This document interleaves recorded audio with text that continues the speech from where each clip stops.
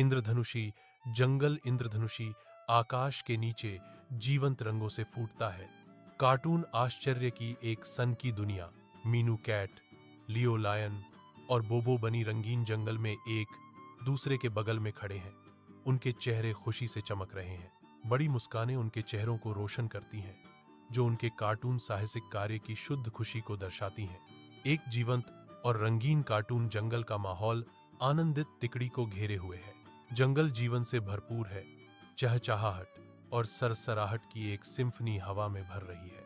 एक तोते का उद्घोषक ऊपर से चिल्लाता है, इंद्रधनुष झरने की इंद्रधनुषी रोशनी खत्म हो गई है। जंगल के निवासियों में चिंता की लहर दौड़ जाती है।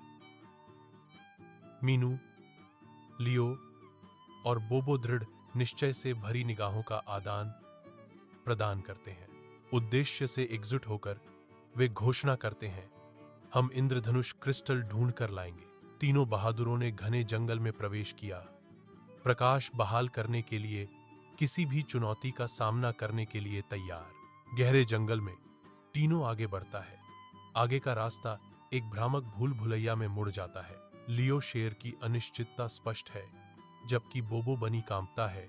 डर उसके चेहरे पर अंकित है।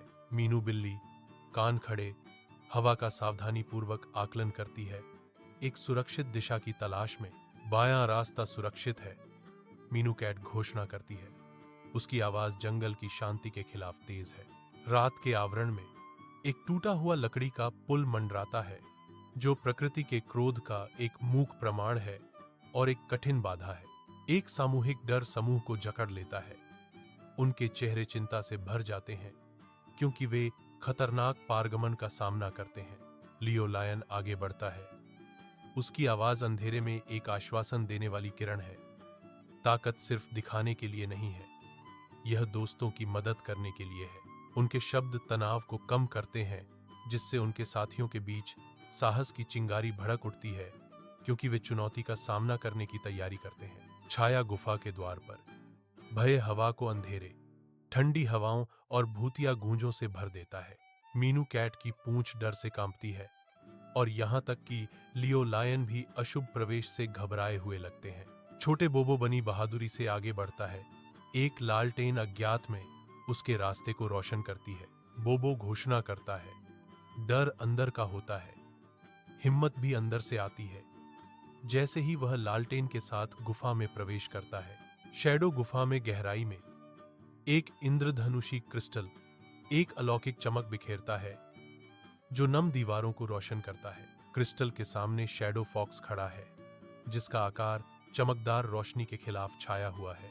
उसकी मुद्रा गहरा दुख व्यक्त करती है।